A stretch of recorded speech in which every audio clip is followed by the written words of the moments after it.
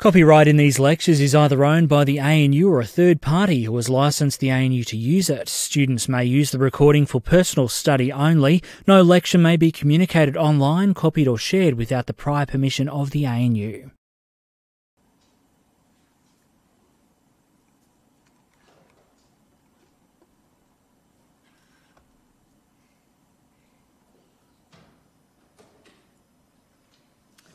Okay, so welcome everyone to week 6.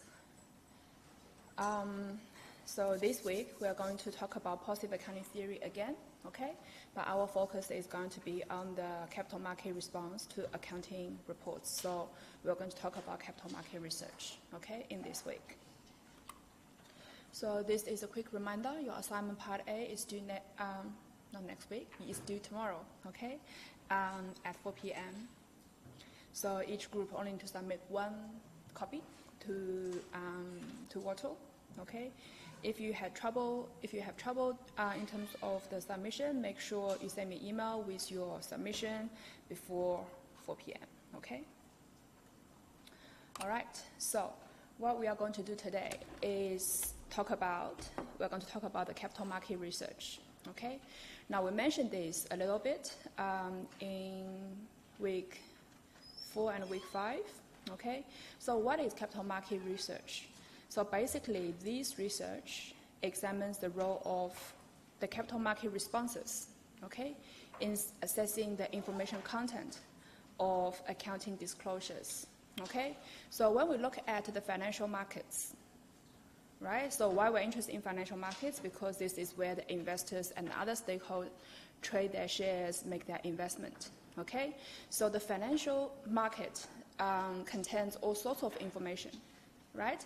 Some of the information are useful for users to make decisions, and some of the information are not useful, okay? So what is our focus? Our focus is try to figure out whether the accounting information is valued by the market. Making sense, right? So when we talk about information, I think in week 2 or in week 3, right? So if we throw a piece of information to the market, we want to know if the market will respond to it, okay? So how does the market react to the information? The share price will move, right? So the share price will either move upward or downward. So that's a behavior of the investor in the market, okay? So for example, today you are the CFO of a company, right? And your CEO suddenly passed away yesterday, okay?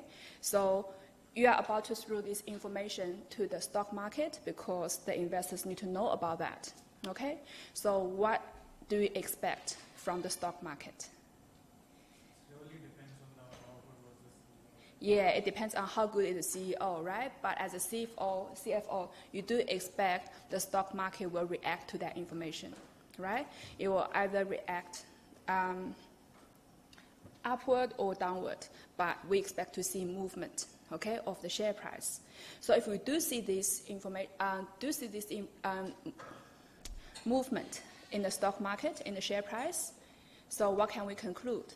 We can conclude this particular piece of information, right, the sudden death of CEO, is valued by the market. So the market consider this piece of information is useful, right? So this is an example, okay, of the capital market reaction or capital market responses, okay, to information. And if the piece of information that you released or you announced to the capital market and caused the market to react, then we said this piece of information have information content. Making sense? So this is the whole idea of today's lecture, the central idea, okay? So if you throw a piece of information to the market and you see movement in the share price, then we want to know whether the movement in share price is attributed to the information that you released to the market. Okay? If you release a piece of information to the market, there's no changes in the share price, very likely the information has no information content. So the market does not consider this information to be useful. Okay? So that's capital market research. We want to know the information content of accounting information in particular. Okay, so that's the focus of today, the accounting disclosures.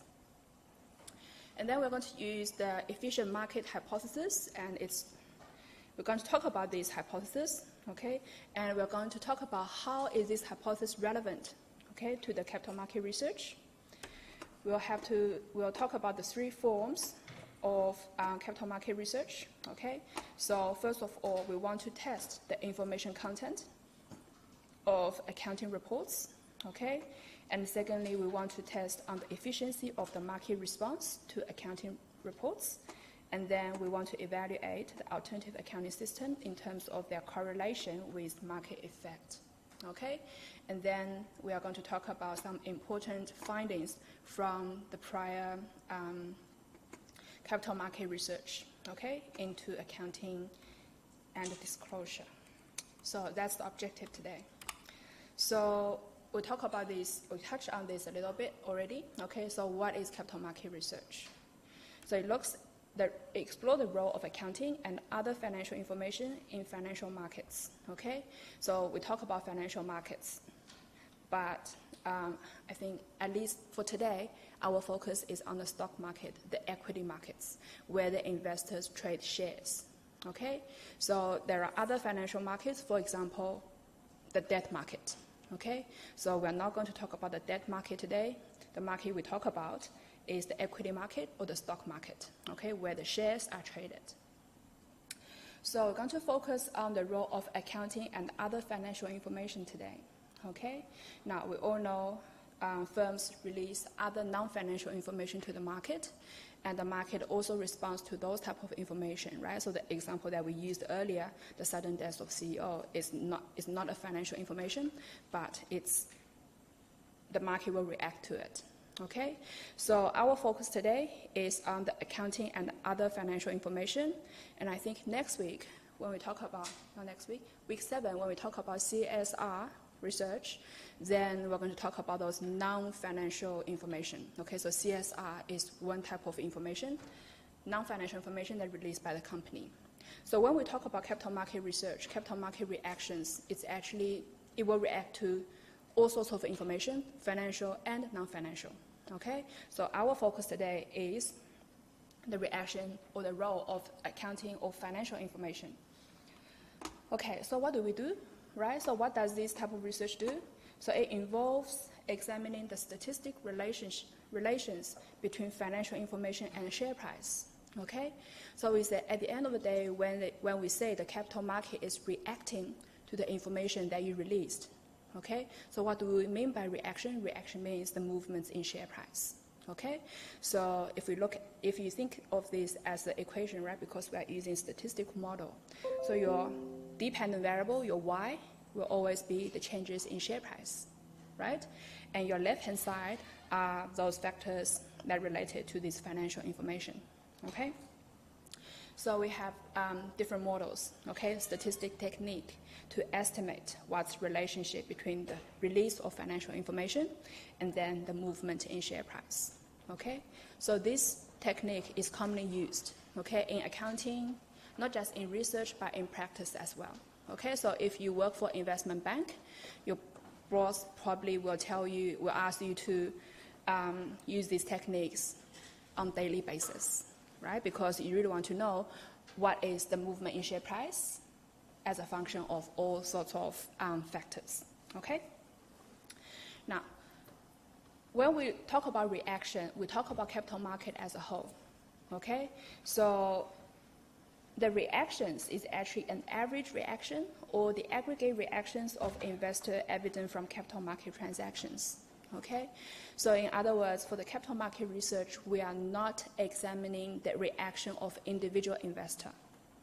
Instead, we are looking at the market as a whole, okay? Why?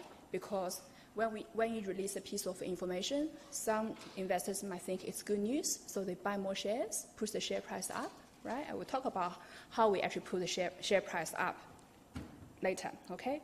But some other investors in the market, they may react to this piece of information differently, so they think this is not a good news. They will sell their shares, put the share price down, right? So these two different reactions may cancel out, right?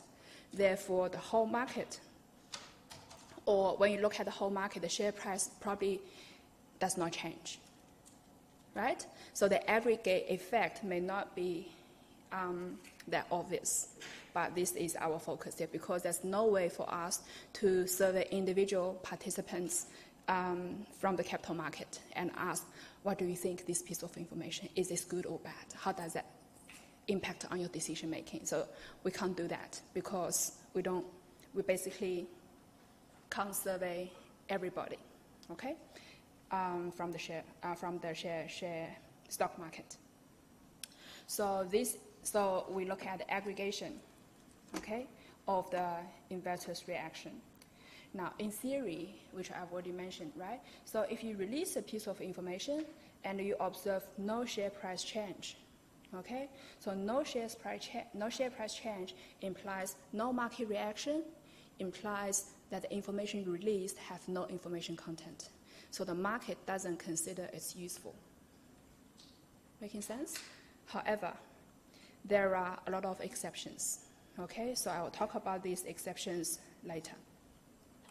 So this is just to give you a brief idea, okay?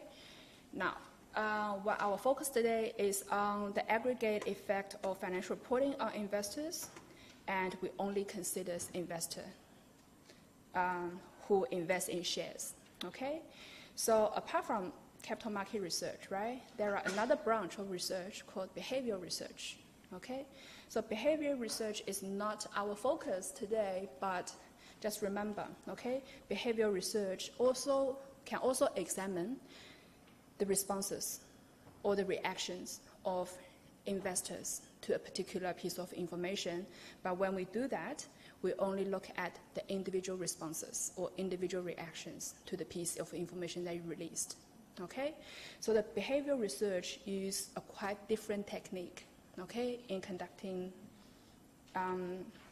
the research. So the behavioral research tend to use surveys, interviews, or experiments, okay? So once again, they are unable to survey all the participants on the market, okay?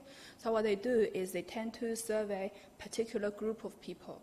So they break the participants on the share market into different groups, okay? So for example, the bank managers, the loan officers, the auditors, or a sample of general investor, okay?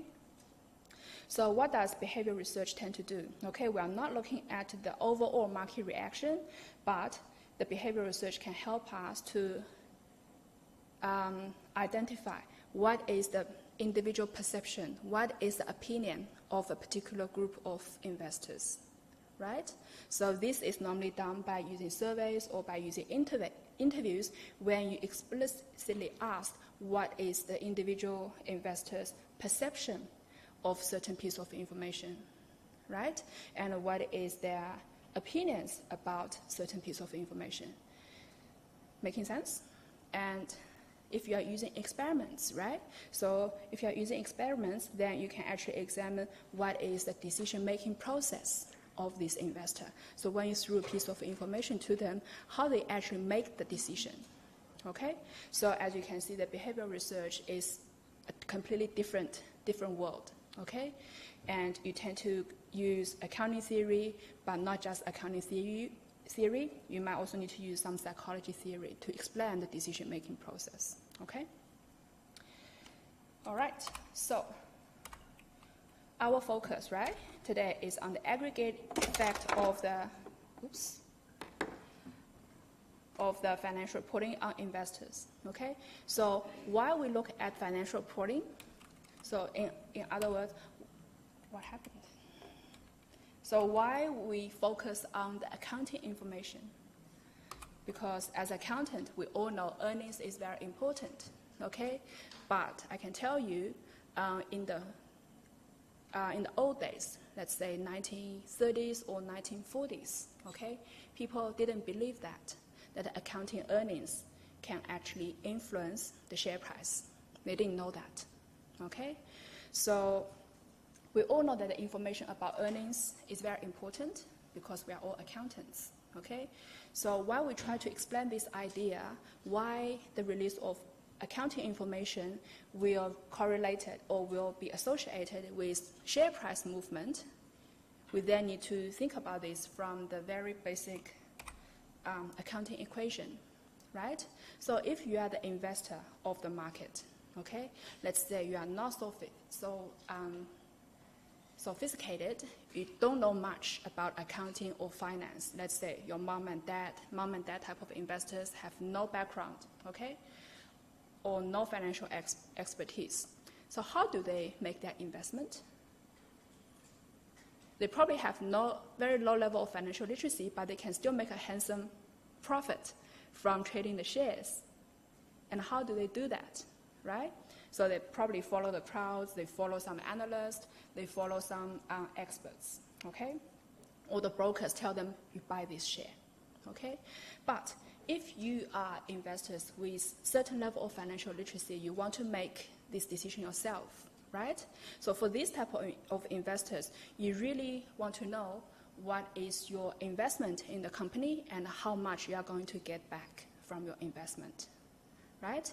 So if you are the investor, and when we look at this accounting equation, right, are we interested in assets? We are, right? So assets are important to us because it's what we control, right, what the company has. And this asset probably is related to the future profitability, okay, of the firm.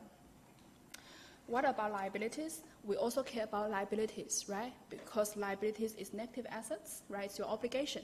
It will reduce your asset, okay?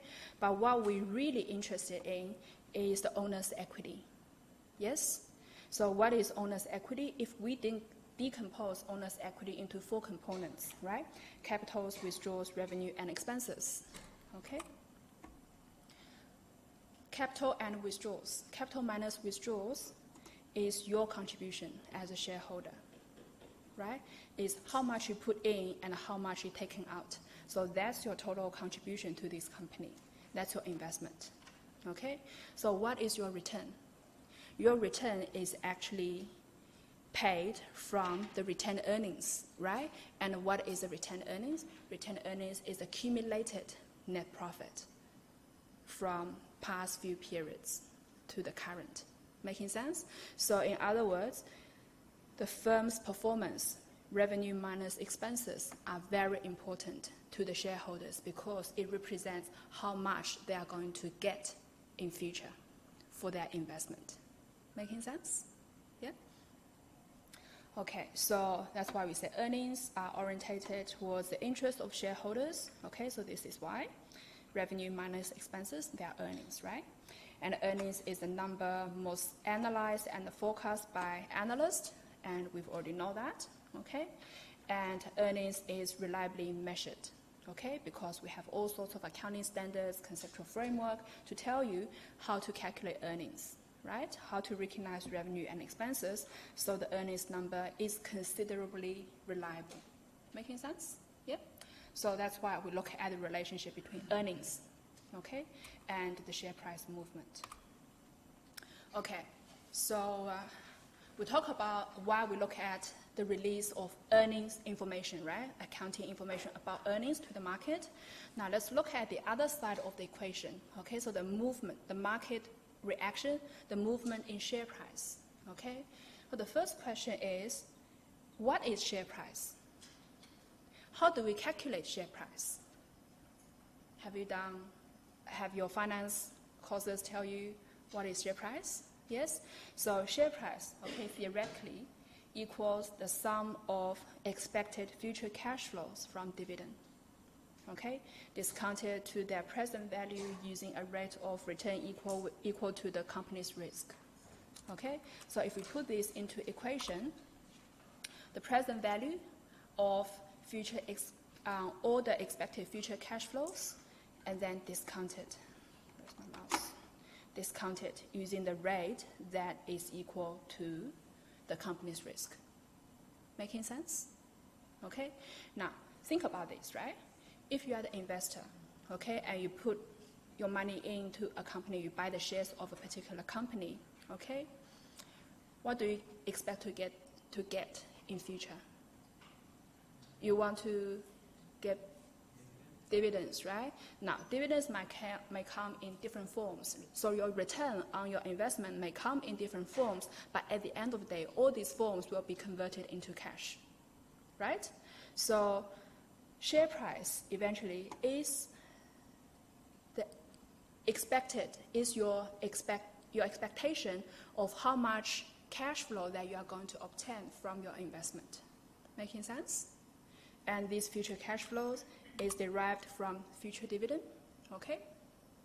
So we can say the share price theoretically is expected future dividend discounted back to the current, okay? Using the rate that is equal to the company risk.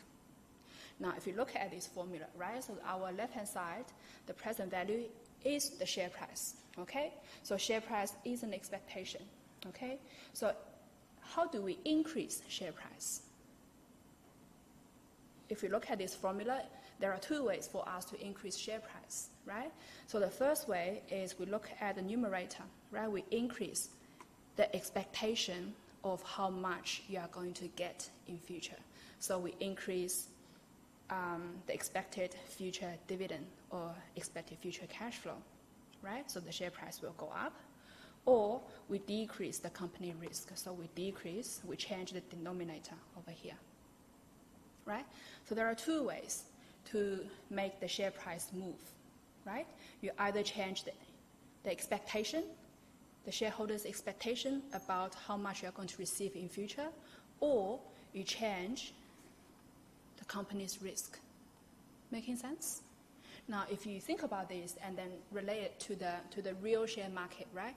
So when you see the share price of a particular company increase or decrease, right? It's actually is associated with either the changes in expectation of the market, or the changes of the company's risk, right? So our focus today is on the nominator, the expected dividend or expected future cash flows, okay? In week 7, we're going to talk about the discount rate, which is the firm risk, okay? So if we focus on the expected future dividend, okay? Now remember, this is your expectation. It's the aggregate expectation of all the investors in the market, yeah? So these expected future cash flows comprises the opinions of numerous market participants, okay? So as new information relevant to the firm's ability to pay cash to its owners becomes available to the market, the participants process that information and then adjust their demand for a company's shares accordingly, okay? So let me give you an example, not related to the share market, but today, if I tell you we are going to have final exam for our course at the end of the semester, will you be surprised? Will you have any reaction? Probably not, right? Because you already know that you are going to have final exam at the end of the semester. There's something that you've already know, okay? Now, but today, if I'm telling you that there are certain topics will not be examined in the final exam, will you react? You probably will, right? So different people will have slightly different reactions, but you will react. You will adjust your expectation about the time that you are going to invest when you review, when you are doing the revision for the final exam, right? So same thing here, okay? So when we release a piece of information about the company's ability to pay cash in future, okay, the market participants, if they consider this piece of information is something that they didn't know earlier, okay, and this is a surprise to them, they will then adjust their expectation about how much dividend that they are going to get in future. And this, therefore, will increase or decrease their demand for the company's share, and therefore, it will either push the share price up or down. Making sense? Yeah? So we're going to see the keywords later, okay? But what we are trying to say here is we are only focused on the new information, the release of new information. So this information is something that the market doesn't know, okay, before the release. So it's a surprise to the market. Whether it's a good surprise or bad surprise, it doesn't matter, okay? If this piece of information that you release to the market and the market already know, the market will not react. Making sense? Yep? Okay. So this is something that I've already discussed, okay? So we quickly go through these slides. Dividends paid to shareholders are both economically and legally a function of accounting earnings, right? So we've already know that. So what is the future expected future cash flows? It's in the form of dividend, right? So how do we get dividend? How the company pay dividend? Dividend is paid out from retained earnings, right? And what is retained earnings? Retained earnings is accumulated profit, accumulated earnings, right? From the past to current, okay? So current share price are a function of expected future cash flows, okay? So if a firm reports earnings that cause the market to change its expectation of the firm's ability to pay cash to its shareholders, then the present value of those expected future cash flows will change. Therefore, the share price will change, okay? So if we put everything into formula like this, okay? So what we said earlier is that the share price is a function of expected future dividends, right? So that's the present value on the left-hand side, and then you have expected future dividend divided by the firm risk, right? So I omitted the firm risk here because it's not our focus today, but remember it's in the formula, okay? So share price is a function of expected future dividends, okay? So how do we work out the expected future dividends? Expected future dividends is a function of current earnings and expected future earnings, right? So think about this relationship. So how do we expect how much? So what is our expectation of future dividends? The current year earnings number is important, right? But the future earnings number is also important because 1 year ahead, 2 year ahead, or 3 year ahead, when you actually receive dividend, it's actually paid from retained earnings. So that's accumulated earnings from period 1, 2, and 3, right? So the expected future dividend is actually a function of current earnings and expected earnings, okay? Now, what is your expected future earnings? Expected future earnings is a function of current earnings, right? So I think we touched on this a little bit, right? So we said the correlation between current earnings and the future earnings are very high. The research has found it's probably 60 to 70% correlated, okay? So let me reword that. So the future earning is 60 to 70% correlated with current earnings, given that the current earning has not been managed, okay? So the correlation is very high, then you can estimate your future earnings from what you have in the current period, right? Therefore, if we put everything together, at the end, the share price is actually a function of current and future earnings. Making sense, right? Therefore, the quality of earnings is very important to estimate the share price, okay? So this is a graph that shows you what we've just discussed, okay? So we begin with the economic events, right? So these are all the transactions that the company will have for a particular accounting period, okay?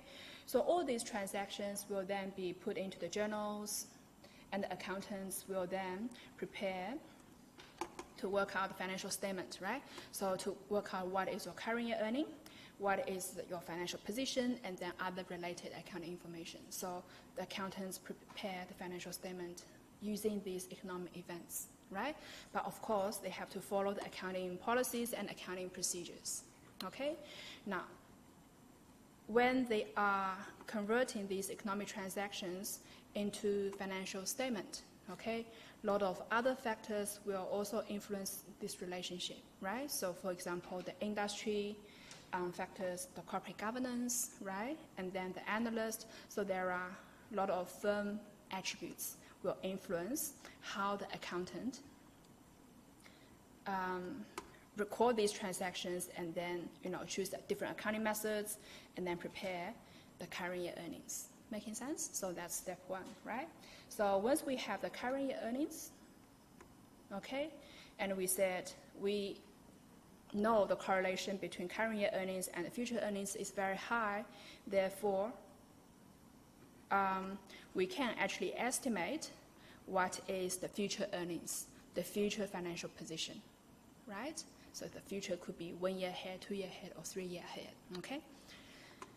Once we have the future earnings, we know that your expectation about future dividend, investors' expectation about future dividend is a function of current earnings and future earnings, okay? So we can actually estimate what is the expected future dividends. Once we know that, we can estimate what is the share price for today, for current period. The share price is not for the future, it's for today, okay? Because what is share price?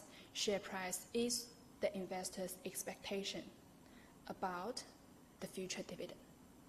Making sense? It's your current expectation about the future, okay? So if we look at this relationship, right? So you can actually say that the earnings, the current year earnings, influence the share price, okay? But this influence is not a direct influence, it's an indirect impact, right? Why it's indirect? Because for the current year earnings to impact on share price, it has to go through this process. Making sense? Yep. Okay, so this is in theory, okay? Now, in practice, we talk about the different accounting methods, right? In previous week, we talk about earnings management, right?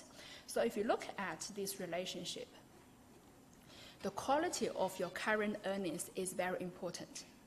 Because if your current earnings is of good quality, then you have a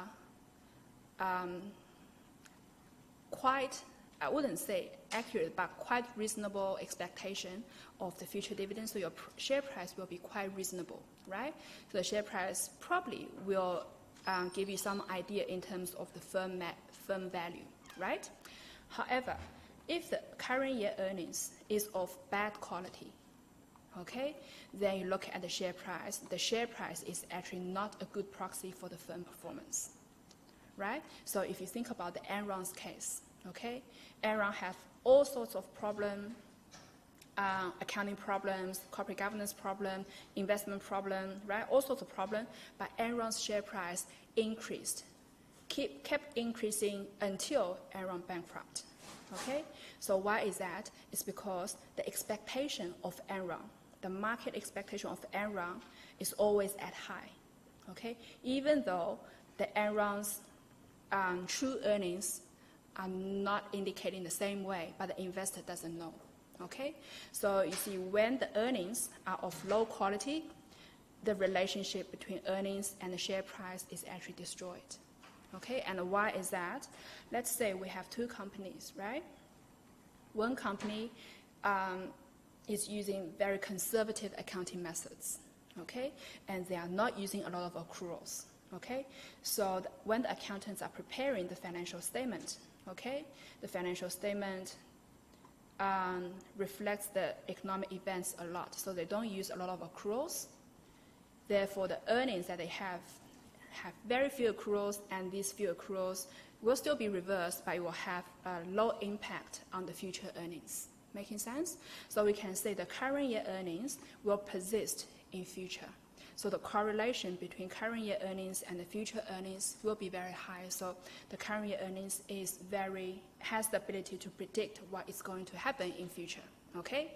However, for the other company, okay, the other company is more aggressive in using their accruals, okay?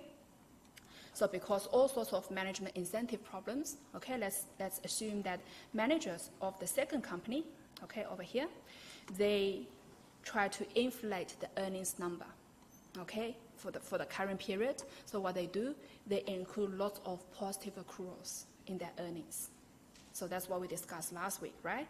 So if your current earnings includes lots of positive accruals, and we know that these positive accruals sooner or later is going to be reversed to negative in the future, right? So the link between the current earnings number and the future earnings, so this link will be destroyed, right? So what we say is the current year earning is less likely to persist in future because of the reversal of accruals. Making sense?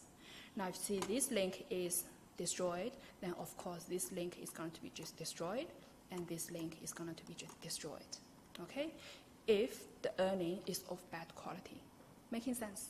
Yeah? So this is what we are saying here, okay? So last week we said when we try to align managers' interests with shareholders, right, we can actually give them ordinary shares or we can give them share options, right? And why? Because share price is actually not that, cannot be easily manipulated by the managers, right, compared to the actual earnings number, right? But now you understand the share price can still be manipulated because the current year earnings number have an indirect relationship with your current share price. Okay, making sense? All right. Okay, so this is just a very simple example, okay? So if we assume that the market expects company X to announce earnings of $5 per share, okay? So that's the analyst forecast. And basis forecast of the firm's long-run ability to generate cash on this statistic, okay? So the firm afterwards announced the earnings per share to be $5.20, so it's 20 cents increase, 20 cents higher than expected, okay? Now, if we exclude all other possible factors, all other information in the stock market, okay? In theory, the share price will normally increase, right, in response to this announcement. Why? Because this $20, 20 cents increase is an unexpected good news to the market, right? And investors, if the investor believe this extra 20 cents profit is sustainable, is persistent, okay? Then the investors will revise their expectation of the expected future cash flows, okay, which in turn leads to an increase in the present value of expected future cash flow, which is a share price. So this is how the share price will increase, okay? But the information that you release to the market has to be unexpected. Making sense? Yep.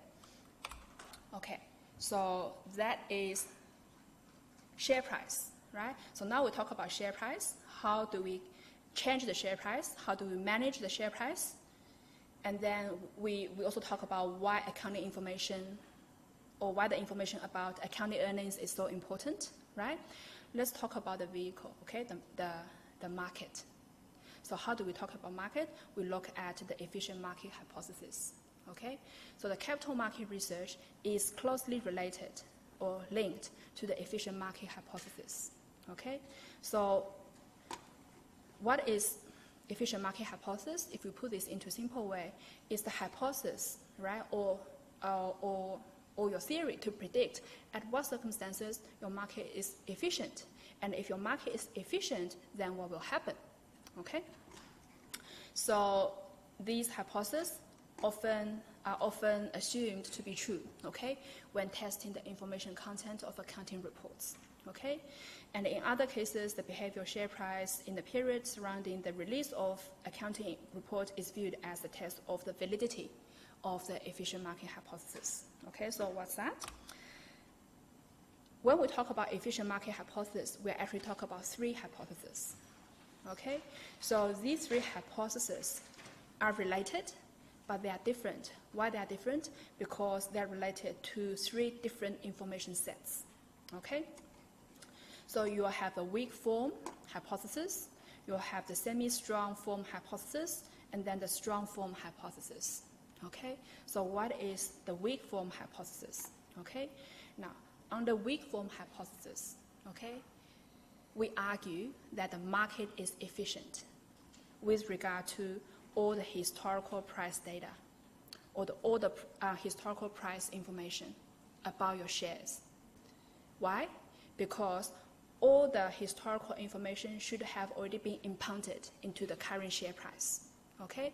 So if the market is so efficient, if the market can react to all the historical information very fast, nobody should be able to trade, should be able to make an abnormal long-run profit by trading historical information.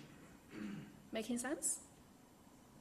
So in other words, when we release a piece of information to the market, and the market already knows this information because it's a historical information, okay, nobody should be able to make abnormal returns by trading on this information because the market already know it. This piece of information, because it's historical, it has already been impounded or factored in to your current share price. Okay, but this is only when the market is efficient. Market reacts very fast. Okay, so that's the weak form. Now, the semi-strong form argues the market is efficient with regard to not just the historical information, but also all the public available information. Therefore, nobody should be able to make long-run abnormal profit by trading on the public available information. Okay, so what is an example of public available information? Accounting reports are examples of public available information. Okay, so when the company finishes their financial statement, it gets audited. When the minute that they release this report to the market, this information becomes publicly available. Okay, so what we are saying is, if the market is semi-strong, okay, and it's efficient, it reacts to this public information so fast, therefore nobody on the market should be able to make abnormal profit by trading on this available information. Making sense? Yeah? So that's a semi-strong form. And then the last one is called the strong form. Okay? Now for the strong form hypothesis, it argues that the market is efficient regarding to not just the historical information, not just the public available information, but also the private information. So what are these private information? These are information only you know. Okay, but the market reacts to them efficiently anyway. Okay, so nobody is able to make abnormal long-run return by trading on this information. Okay, so that's the hypothesis. Whether it's true or not in practice, we'll talk about that later. Okay, but this hopefully give you a brief idea when we talk about the efficient market hypothesis, what we are talking about. Okay, we are talking about 3 different information sets and 3 different forms of hypothesis. Okay, so these 3 forms of hypothesis differ with respect to the type of information being considered, right?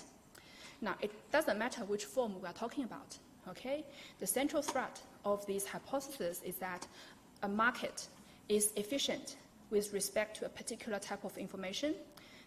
If the market is efficient, okay, with this particular type of information, then the market should react immediately and in an unbiased fashion to the realization of this new information. So what is the realization of the new information? The realization is when you actually release it to the market. Okay, so then you realize this new information to the market. So the market, if it's efficient, it should react very fast, immediately. Okay, and you should be able to see an instantaneous movement in the share price. Okay, so that is when the market is efficient. So if it's possible to make higher long-run profit by trading on the basis of a particular type of information, then the profits accruing to a random investment in assets of similar risk, that the market is not efficient with respect to that information. Okay, so what we are saying here is when the market is not efficient, okay, therefore, so when does that happen? That happens when the market does not respond or react immediately to the price that you released. Okay, so there is a lag between the market reaction and the release of information. So when you release the information on the day of realization, you didn't see an immediate movement in the share price. Okay, so there is a lag, and then the informed traders can utilize this lag. They can benefit from this lag by trading on this particular piece of information. Okay? So now let's go back to the weak form. Okay, so we've already talked about weak form.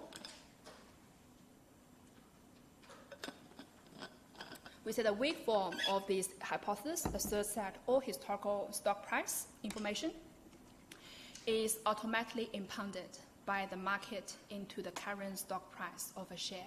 Okay?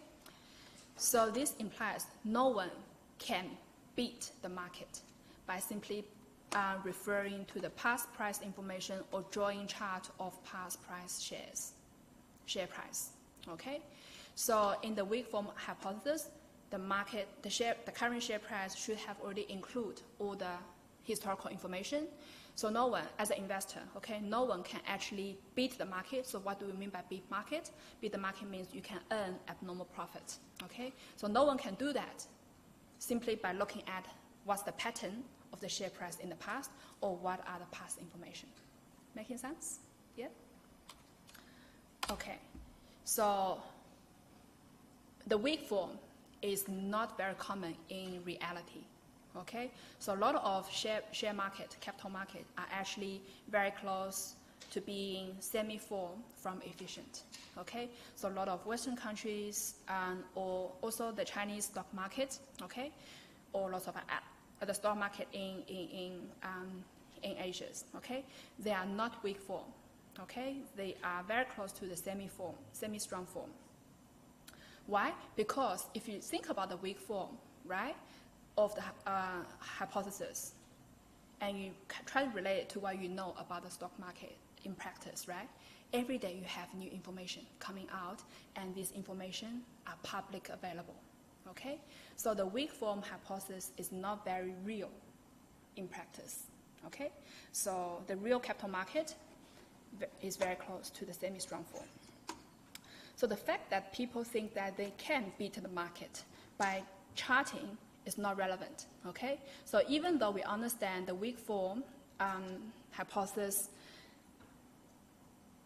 is not that, may not exist in real life, but there are still some people think simply by looking at the past, they can earn abnormal profit, okay? So people can think about that, but it's not relevant, okay? So the hypothesis does not make predictions about people's belief, okay? So what we are saying here is how the market will react to the different information sets. We say nothing about how do we make predictions about people's belief, okay? Now the semi-strong form, okay? So the semi-strong form asserts that the capital market is efficient with respect to all the public available information, okay? Now this hypothesis, the semi-strong form, is very important, okay? Because it's very close to the real capital markets, okay? And if you read those research papers, okay, when they talk about EMH, right, the efficient market hypothesis, they're actually referring to the semi-strong form, okay? Because there are problems with the weak form, there are problems with the strong form. I'll talk about the strong form in a minute, okay? So what we are saying is, if the semi-strong form hypothesis is true, no one can use public available information to make an abnormal long-run profit, okay, on the stock market, because the information is publicly available. Everybody knows that. The market is so efficient to react to this information, therefore, nobody can benefit from that, okay? So what is public information? Okay, so public information that closely related to our topic today is the published accounting data, okay? But there are other forms. So for example, the release of non-financial information, okay? So the sudden death of CEO, the illness of CEO, whatever related, okay, to the company. Once the company announces it, it becomes publicly available, okay? So the new information must be immediately reflected in the stock price in an unbiased fashion, okay? So this is where the market is efficient under this hypothesis, okay? So new information which conveys good news to the market should cause the stock price to instantaneously increase to a new level and stay there until the market perceives additional new information, okay? So an unexpected increase in accounting earnings might represent one form of such good news, okay? So if you think about the numerical example I gave you earlier, right, the increase in 20 cents in the EPS from the analyst forecast to the actual earning is an unexpected good news to the market. So if the market is efficient, you should see an instantaneously increase in the share price. Okay, so this is an example. So let's assume this is a perfect world. Okay, so what do we mean by perfect world? There's no other source of information. So the only source of information that you have is the accounting earnings. Okay, the release of accounting earnings. Now, of course, we know in real life it's not going to happen. Okay, but this isn't just an example. Okay, where you only have one source of information. Okay, before the release. Okay, so the release time is here, but before the release, your share price should be at a certain level. Okay, so you have certain level of for your share price. Now, immediately after you release this information to the market, and this is an unexpected good news to the market, then immediately you should see the share price has been pushed to a new level and stay there until you release another piece of information. It contains unexpected good or bad news. Okay, so the share price will change again. Does that make sense? So this is what we call efficient market. Okay, so you don't see any time lag between the changes of share price and the release time. Making sense? Yeah? Okay, now of course, if you release unexpected bad news, bad information to the market, then instantaneously you should the share price dropped to a new level. Okay? Now, one thing to be careful is that the equilibrium price does not mean the true value of the shares or the true value of the firm. Okay? So the new price, okay, of your shares doesn't mean it is the true value of your share price or of your firm. And why is that? So because what is share price? Share price is all about investors' expectation. Okay? So when we say the share price increase, that means the investors' expectation about expected future dividend increase. It never says the true value of the firm increase. Okay? So the equilibrium price, okay, can be considered to be a price which is constant in the absence, well, not this one. The share price reached to a new level, it doesn't mean your true value of the firm increase, because after all, share price is about expectation. Okay, so the EMH says nothing about whether this new equilibrium price is the true value of the share. Okay, so that's a semi-strong form. What is a strong form, right? So strong form asserts that markets are efficient with respect to all information, both publicly and privately known. Okay, but in practice, it's impossible for us to test this hypothesis rigorously. Why? Because private information, they are called private for a reason, right? Because the private information is very hard to test, to verify, because it's only you know that I don't know, right? So how do I know that you have private information? I wouldn't know, because probably, well, you will never tell me that you have this private information, okay? So it is unlikely that any market should be perfectly strong form efficient, okay? Simply because this private information will never be known to the market, to the rest of the investor, okay? So if you have general insider information, okay, the private information, it logically follows that this should enable you to trade profitably in the long run. So if now we are talking about, one example is the inside trading, right? So if you are the managers, you are the directors of this company, and you have some inside information or private information, so the market doesn't know, but only you know, okay? So what you can do, you can trade this information, you can trade on this information, making abnormal long-run return for yourself, right? But inside trading is illegal, okay? So if you are directors later on, don't do that. You'll get caught, okay? So that's a strong form, okay? So how about we take 5 minutes break? When we come back, we'll talk about how we actually do the test.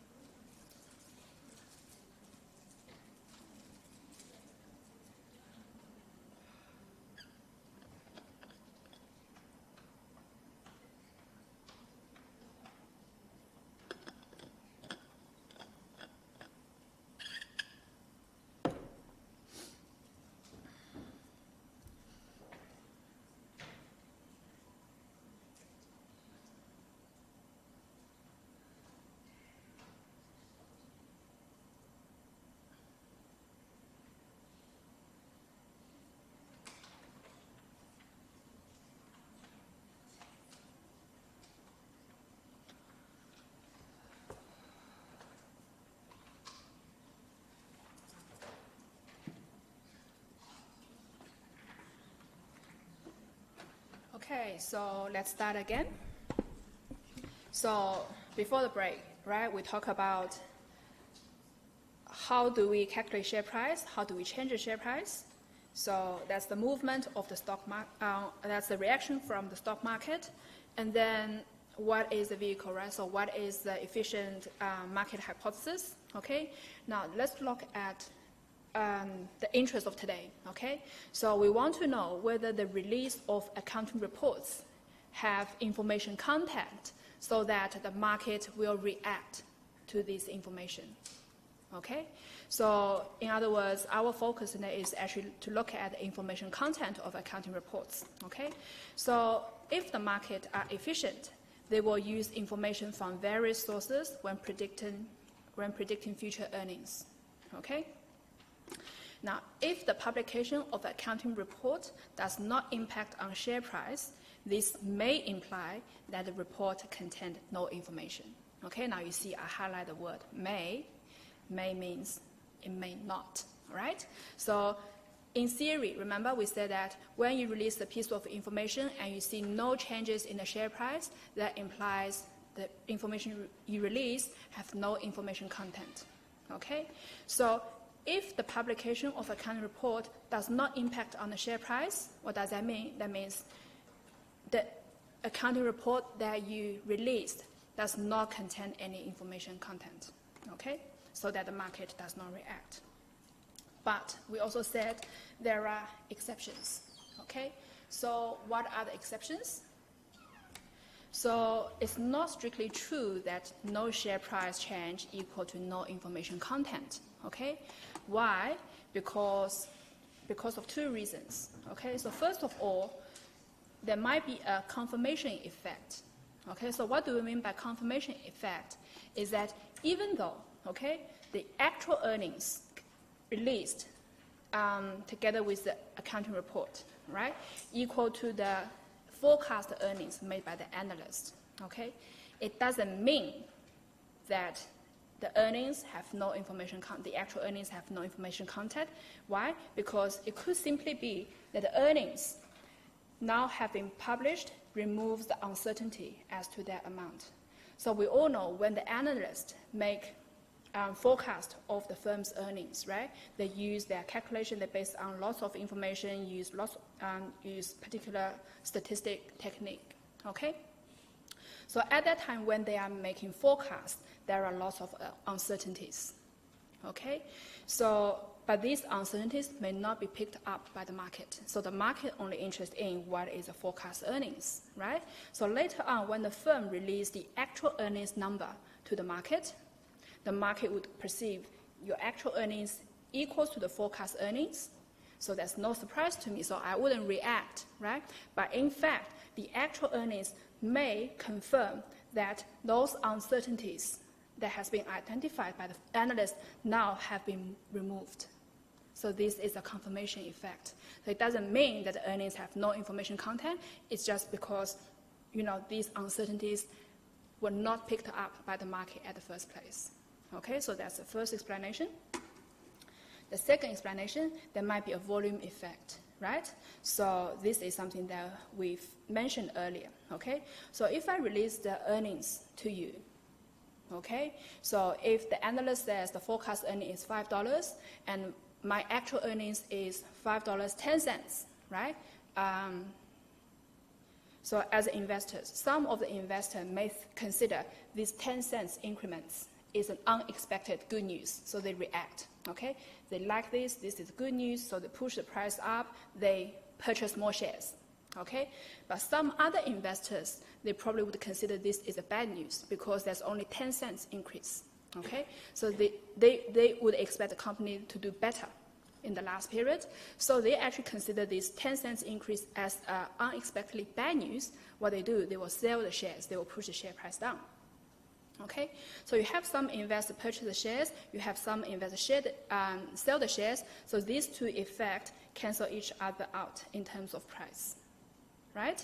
So when you look at the market, the whole market, we look at the aggregation, right? So the whole market does not show any movement in the share price, but if that happens, you should actually see the trading volume increase.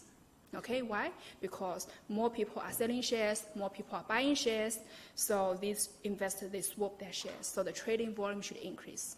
Okay? So how do we actually do the test? So when we test the information content, okay, we also test the efficiency of the market. Okay? So our objective here, the capital market research, right? Our objective here is to test the information content of accounting disclosures and to test the relative efficiency of the market response, okay, to alternative accounting measures.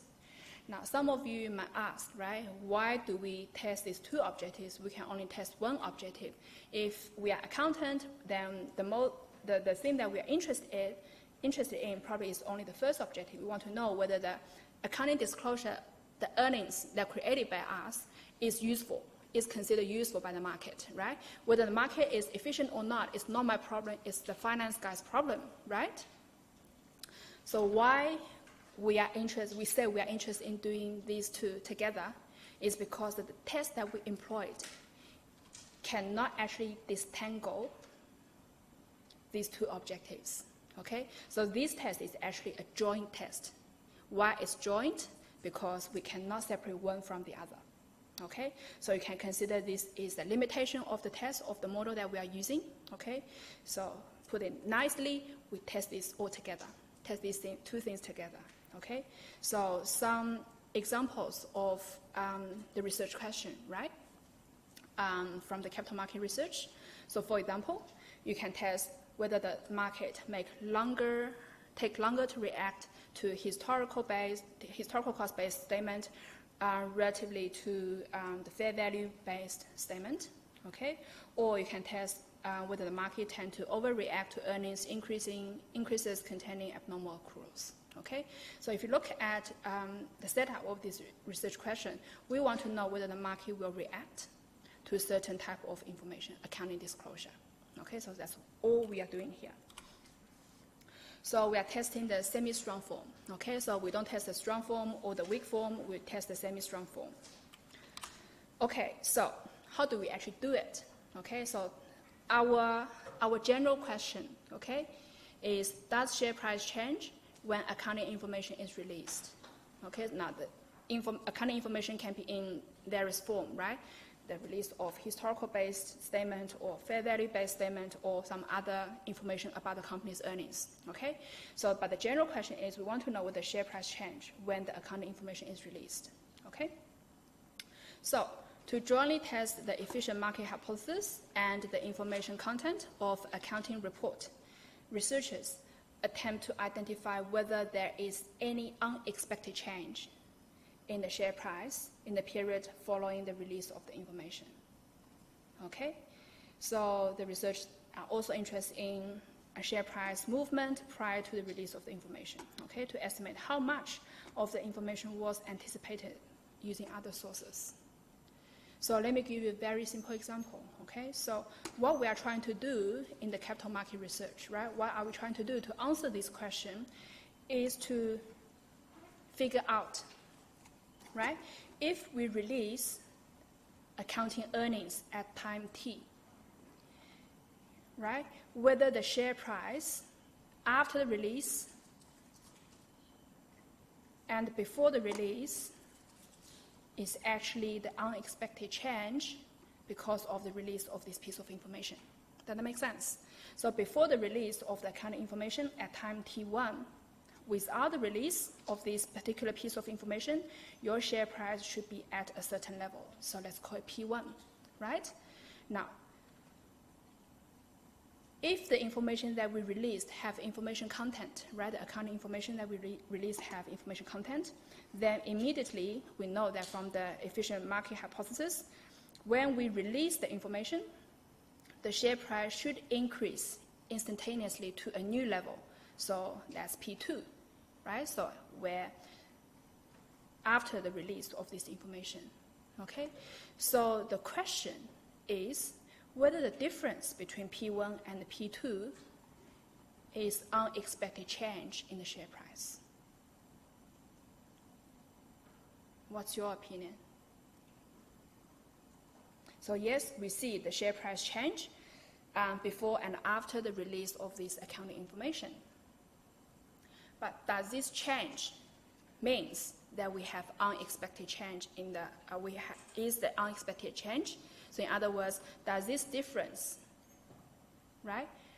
Does this difference attribute to the release of this particular piece of information? Yes? No? Somewhere in between? So let me give you another example, okay? So this is just an example, right? So on Friday night, okay, I weighed myself on a scale, right? So on Friday night, I'm 70 kilos, okay, when I weighed myself, okay? And then Saturday night, I ate a lot of ice cream, okay? I ate a lot of ice cream, but I didn't weigh myself. I weighed myself on Sunday night, okay, on the scale, the same scale. And then I figure out my weight increased by 0.5 kilos, okay? So the question is the 0.5 kilos increase is the reason that, sorry, let me reword that. Is the increase in my weight is a result of my consumption of ice cream on Saturday night?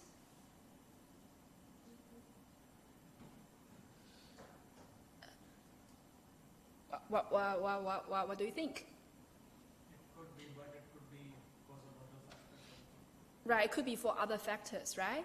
So it could be on Saturday night, I had a very big dinner, I had a party, I ate a lot of things, right?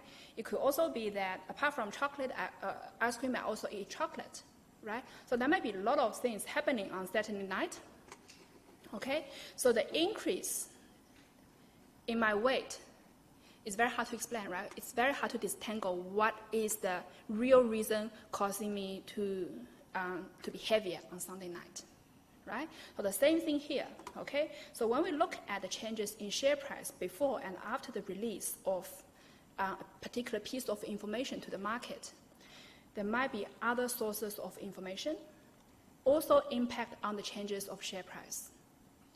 It may not just be the release of information by you, it could be some other source of information. The information from the industry, the information from your competitors, whatever, okay? That push the share price up. Making sense? So how do we know that the release of information or the ice cream, the ice cream I ate on Sunday night actually impact on my weight? How do I know that? I need to find a way to measure it, right? So how do I do it? If we look at this weight example, okay? So let's assume I didn't have a big party on Saturday night, okay? So I did all the normal things as I would do on Friday and Sunday, okay? So I ate normally, I do my exercise normally, I do everything normally, okay? And then I can actually download an app, right? So these days there's lots of apps, right? Help me to estimate for a woman like my age, right? What will be my weight without eating ice cream on Saturday night? So for example, I can input my age, my gender, where I'm from, what is my normal exercise level, what I ate for breakfast, dinner, and lunch, right? So all my normal activities can be put into a formula, and all other factors can be input in this formula, but in this formula, I exclude the fact that I ate chocolate. Keep saying chocolate, let's say chocolate, right, on Saturday night. And then I can calculate what would be my expected weight on Sunday night without eating ice cream or chocolate on Saturday. Making sense? So let's assume that the apps give me the calculation, okay? So give me the expected weight of a woman that fit all my conditions, okay, on Sunday night, but without eating ice cream on Saturday. So the weight is, let's say, 70.2K. So that's my expected weight without eating ice cream. And then we look at the difference between the expectation and my actual weight on Sunday night. So the difference, the 0.3 kilos, may be attributed to the ice cream that I ate on Saturday night. Because apart from eating ice cream on Saturday night, I didn't do anything abnormal on Saturday. Making sense? Yeah? So the difference between the actual and expected is the unexpected change. And now we can say the unexpected change is a result of the ice cream that I ate on Saturday night.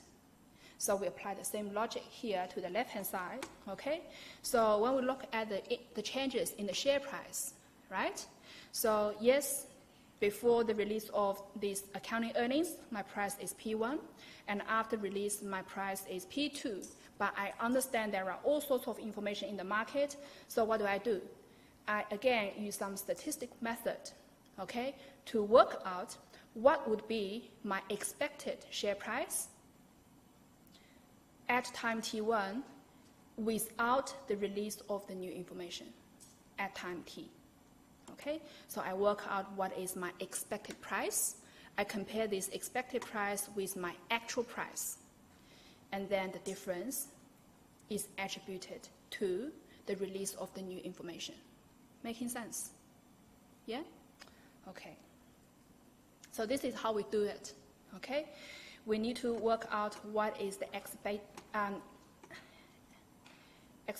expected share price, right? Or expected weight using some statistic formula, statistic models.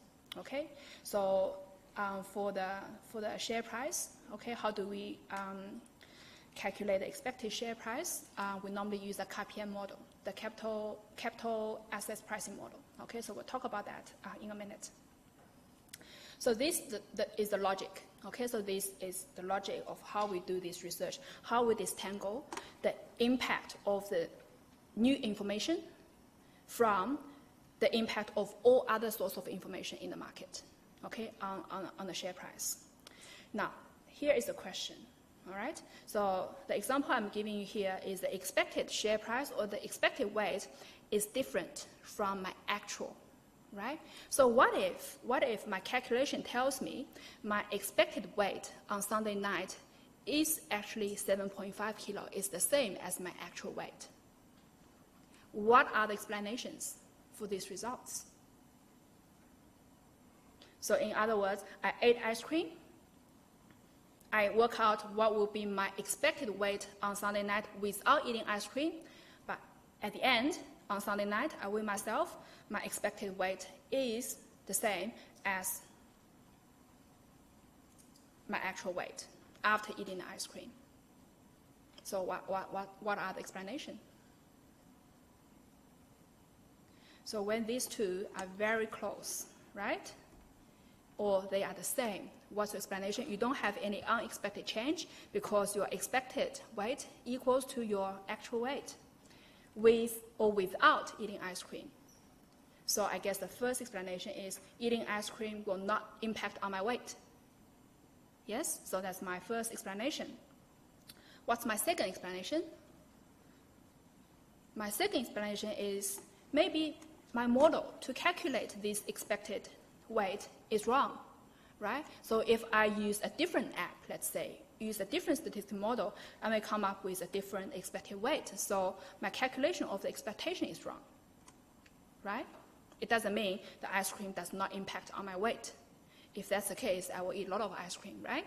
So, so the second explanation is that the model of to calculate the expectation is wrong. What will be the third explanation? The third explanation is you look at my scale, right? I observe my weight from the scale. So what if my scale is wrong? My scale is broken, so I always point at 7.5. It doesn't matter how heavy I am, it points to 7.5. So this will also cause the problem here, right? That you observe no changes in your weight. Does that make sense? So again, we apply what we've discussed to the share market. Okay, so after the release of the accounting information, if you see there's no difference between the actual share price after release of the information and the expected share price without the release of information, basically there are three explanations. First of all, the information that you released have no information content. It has no impact on the share price. The second reason, the second explanation, your calculation of your expected share price is wrong. So your KPM model is wrong, okay? And the third reason, your vehicle is wrong. So what is our vehicle in the stock market? Your market is not efficient, right? So now we come back to the efficient market hypothesis. The market is not efficient, therefore the price that you observed after the release have not picked up the signal that you sent to the market yet. Making sense? So at least three explanations, okay? So these slides actually discuss all I want to say later on, okay? So what price would occur if no information was released? So that's our expectation. So we want to work out what is the expected changes in price without the release of the information. Okay, so how do we do that? We use the KPM model. Okay, but before we do that, there are a few things that we need to talk about. So how do we actually estimate the expected share price in the absence of the release of accounting information? The first thing that we need to understand is that the expected share price is not simply the share price on the day immediately before the information release. Okay, so although I showed you right earlier in theory how we calculate share price, so it's the present value of expected future cash flows over the discount rate, right? So if we look at the discount rate, it's the rate equivalent to the firm risk. Therefore, we have to think about what are the factors which will impact on the firm risk. Making sense, right? So then when we estimate the expected share price, we have to think about those factors. Okay, so factors other than newly released information report may affect the firm's share price on the day of release. Okay, so what we're saying is it's not just the information released by you. There could be other sources of information also impact on your share price. Okay, so what are these factors? These factors can be firm-specific. It can be market-wide or industry-wide. So we have systematic and unsystematic factors influence the share price. Making sense? So what are the firm-specific factors? For example, the illness of CEO, the death of CEO. So the factors that inherent to the firm itself. Okay? Now the systematic factors are the industry-wide factors or the market-wide factors. So for example, the changes in the regulation which will impact the industry as a whole, or the changes in the interest rate, okay, which will impact the whole market. So those firm-specific factors can be neutralized by enlarging the sample size. Okay, so as a researcher, the final way to neutralize the firm-specific factors. So if I give you an example, right? If we look at BHP, so today BHP might release some good news, okay, about the company's earnings, so it pushed the price up, right? And then a week later, BHP might release some bad news that push the price down, okay? So if our sample period is longer enough, it covers many accounting information released by one particular firm. So theoretically, this firm-specific factor should be neutralized. They can be mitigated by the good news and the good news, so they cancel each other out. Making sense? So what we're saying is these firm-specific factors can be neutralized as long as your sample is big enough. You include many firms and many accounting information releases, okay? What cannot be neutralized is the industry-wide or the market-wide factors. So these systematic factors cannot be neutralized. Why? Because if the factor is market-wide, it will influence the whole market in the same way. There's no other direction for you to go to offset against it. Okay? So what we are saying is the systematic factors cannot be neutralized, okay, by increasing the sample size. Why? Because the whole population is a market, okay? There's no way for you to increase your sample size even larger, okay? So you can't do that. So what if the whole market goes up or go down on the day of the information release? And then the researcher find a way to deal with this type of risk or the fact, okay?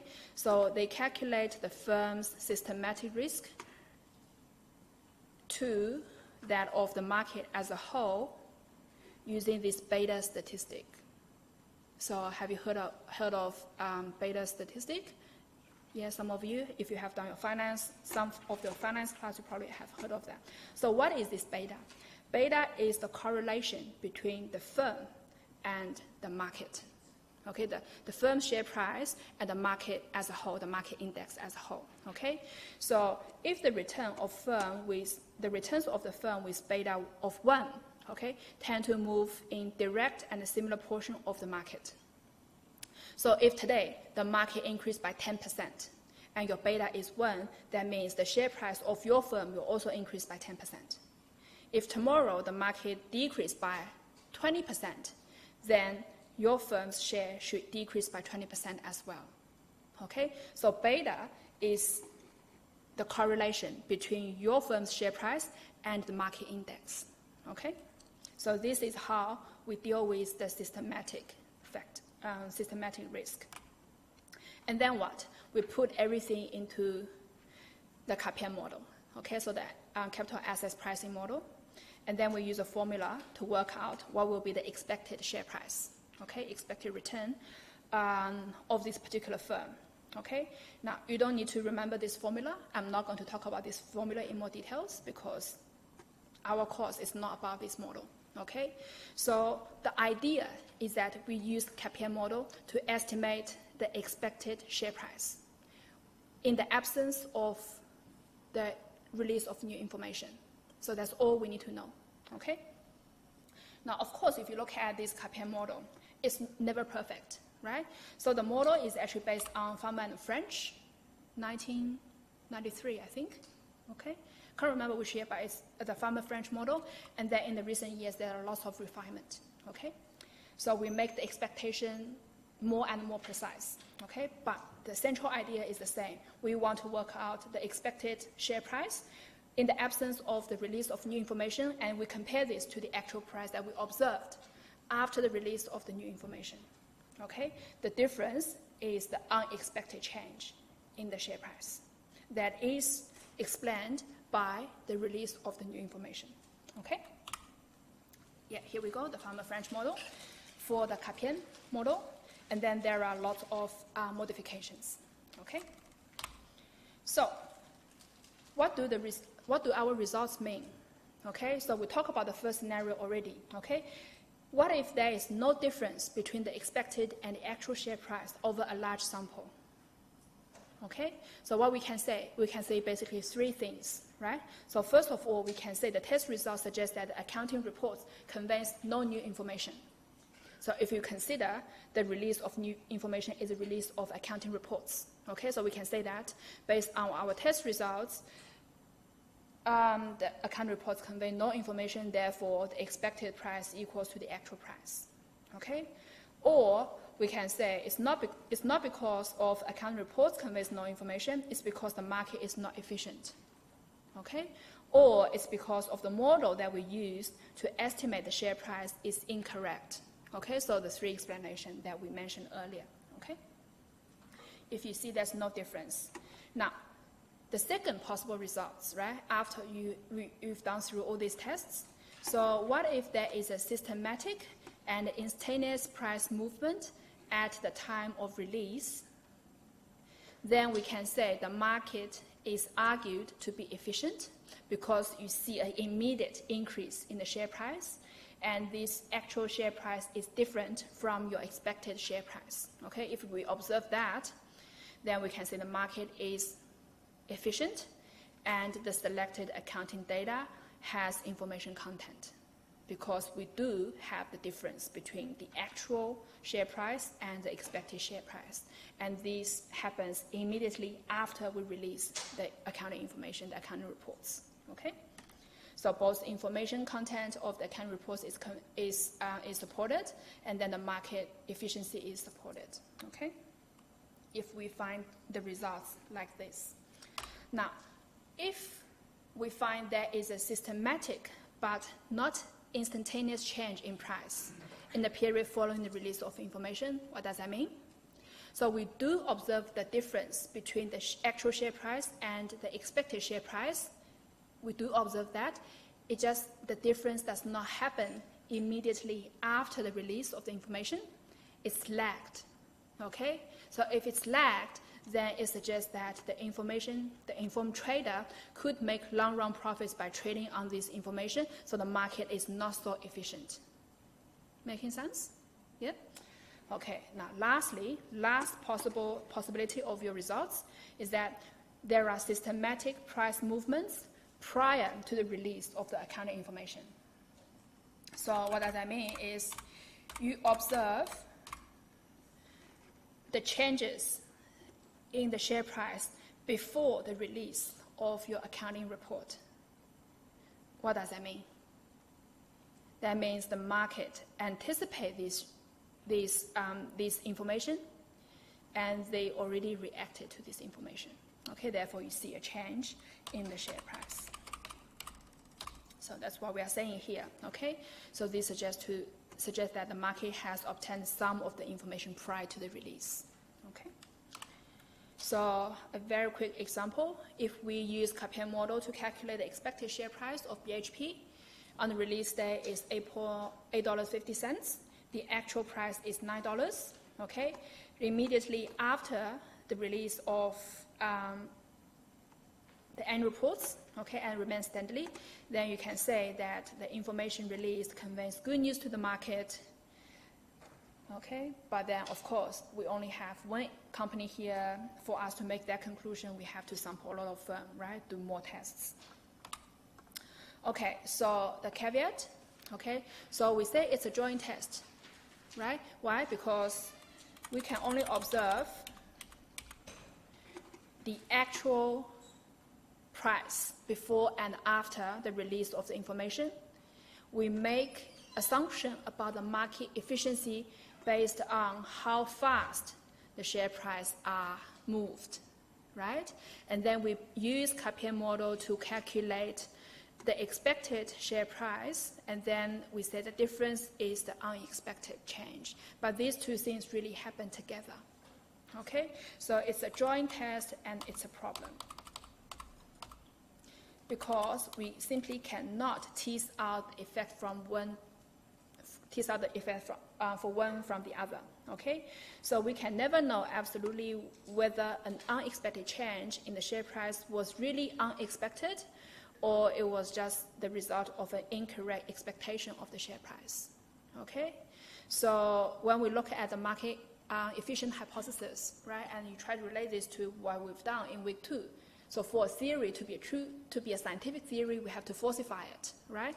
So the market efficient hypothesis are actually never truly falsifiable, okay? Simply because when we calculate the expected share price, we use a lot of estimations. So we never know whether our expectation is correct or not, okay? So what we're saying here is following the BHP example, okay?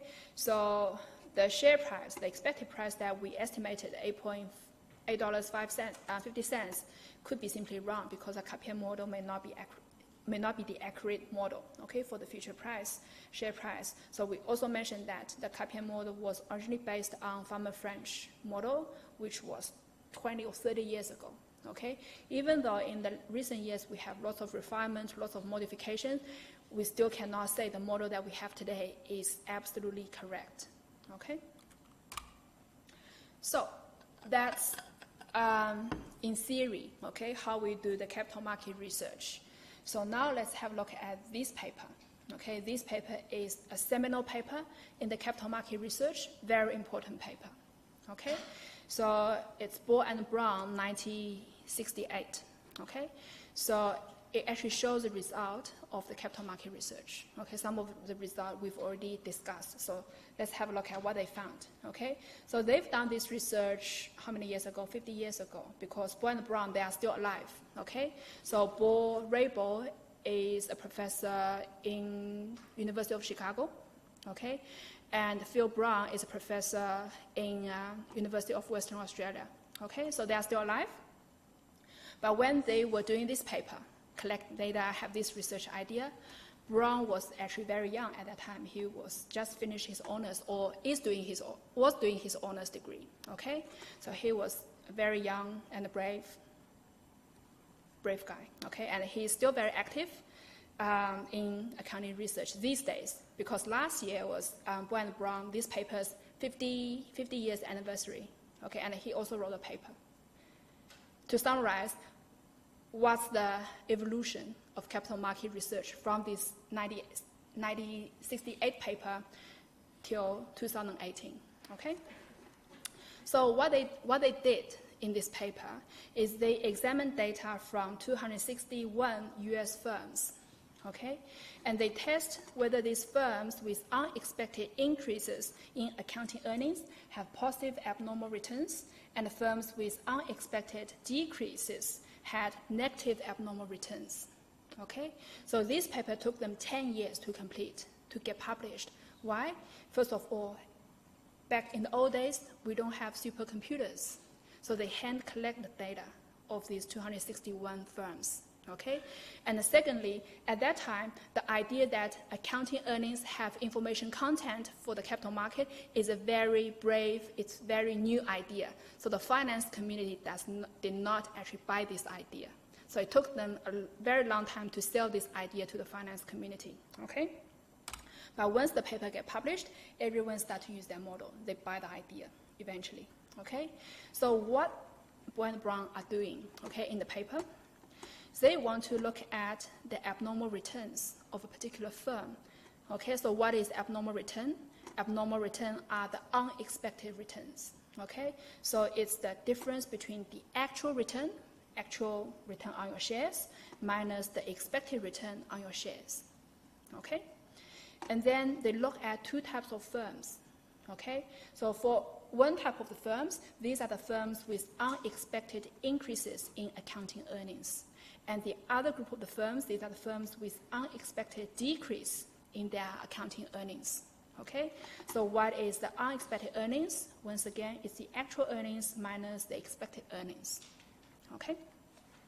So they basically look at whether these two are correlated, whether these two have a statistic association. So the unexpected return is your Y in the statistical model, so it's on the left-hand side, and the unexpected earnings is your X's. Okay, so that's your explanatory variable. So at that time, okay, so you can actually observe the actual return. You can then calculate the expected return, because the finance researchers at that time have already developed some basic capital assets pricing model. Okay, so at that time they can calculate what is expected return.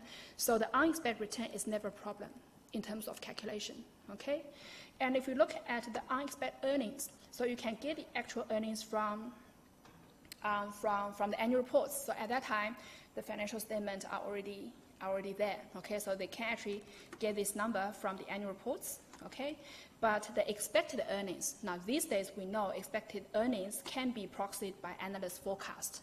Okay, but once again, back in the old days, we don't have the database on the analyst forecasts. Therefore, the expected earnings is a problem, is a difficulty for Bo and Brown to work out. Okay, so how did they do it, right? So they actually estimate the unexpected earnings by studying the sensitivity of each firm's earnings to the level of earnings across the market. Okay, so for example, they estimate that company X earnings change by 1.5 times of the market, and then in a given year, if their earnings only increase by 0.3 times of the rate of the market, that means they have unexpected low earnings. Okay, so what does that mean is Bo Boyle and Brown actually compare individuals' earnings with the rest of firms in the sample. So let me give you an example. Okay, so you see we have so many students in the class, right? So if I expect, okay, the average marks for the final exam is 60, okay?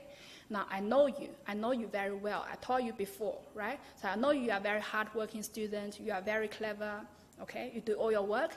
So I expect your performance will be 1.5 times that of the average for the whole class, okay? So what does that mean? If my expectation of the average of the whole class is 60 out of 100, then I would expect you to get 90 in your final exam. So that's my expectation on you, okay?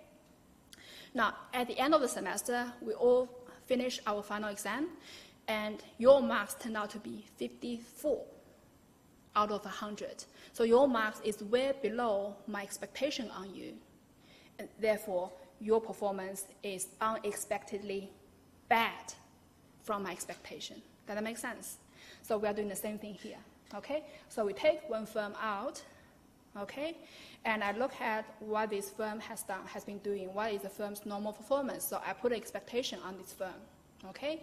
And this expectation is estimated using, some statistic formulas, right? And then I look at the whole market, okay? So the whole market, I can calculate the average performance of all the market, of all the firms in my sample, okay? And then at the end of the year, I look at your reported earnings, your actual earnings, okay? If your actual earnings is below my expectation on you, then you have unexpectedly low earnings. So you are in the groups, okay? With unexpected low earnings. If your actual earnings above my expectation, then you are in the groups with expectedly high earnings. Does that make sense? So they constructed 3 index, okay, for the abnormal performance, and this is a 1-year-long index. So they basically put the whole sample into 2 groups. One group are the firms with unexpectedly high earnings, and one group are the firms with unexpectedly low earnings, okay? And then they summarize their results in a graph like this, okay? So what do we have, okay? So we have the abnormal performance index, okay? So if you look at this abnormal performance index, so the middle point is 1, right? So 1 means your performance index is equal to the market, okay? And then on the axis, you have the different time periods. So we start from 1 year ago, 12 months ago, okay? So above this line, okay, all these 3 lines represent the firms with unexpected high earnings, okay? And then the 3 lines below this line, below the index 1, represents these firms with unexpected low earnings, okay? Now you see we have variable 1, 2, and 3, and the variable 1, 2, and 3 simply the different measures of the earnings, okay? So then what happened? They look at whether the accounting reports, the release of accounting reports, actually have impact on the share price on these 2 different types of firms, okay?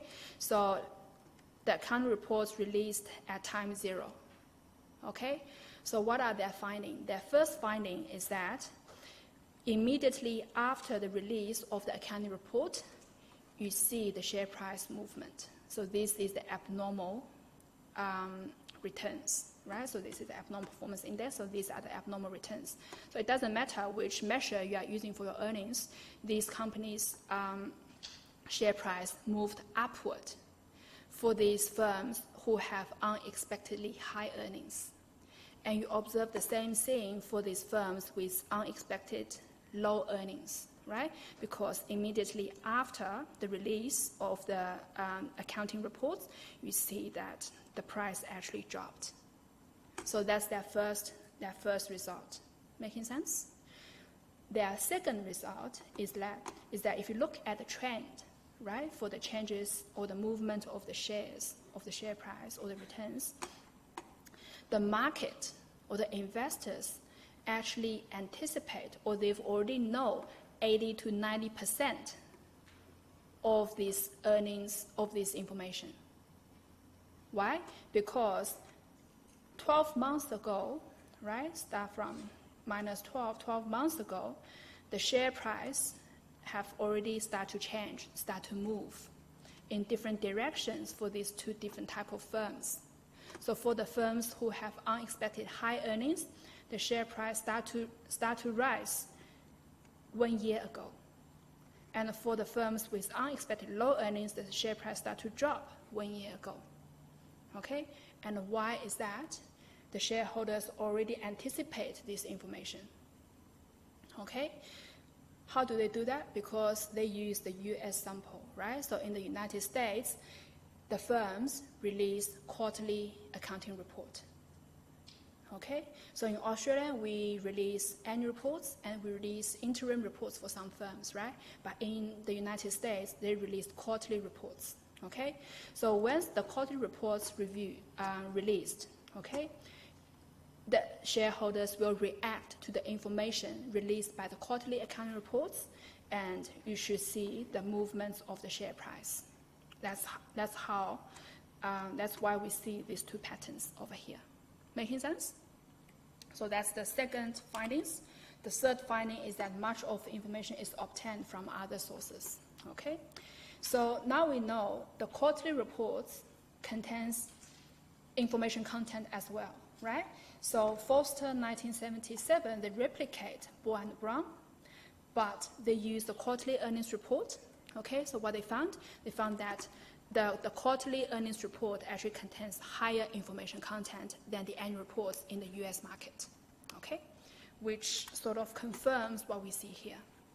Making sense? Yeah? Okay. So this is Bohr and Brown. Okay, so now let's quickly conclude what we know, okay, from the capital market research. So this is a summary of the main results from this field. So first of all, okay, when we interpret our result, the accounting information or accounting disclosure contains information content, okay? We need to acknowledge that information content varies between countries and it varies between companies, okay? So we talk about the systematic and unsystematic factors, okay? So even though we say we can neutralize the unsystematic factors and we can deal with the systematic factors, but our model is never perfect, okay?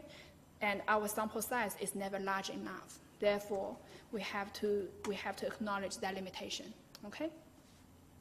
And then the research that we talk about, the Bohr and Brown, they use US data, okay? They look at the US market.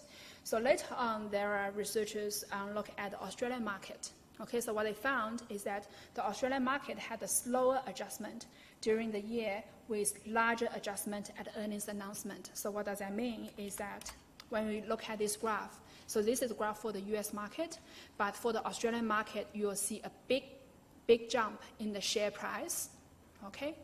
Right after the earnings announcement, but before the earnings announcement, you will see a very smooth pattern, a smoother change or the movement of the share price before the announcement, okay? Why?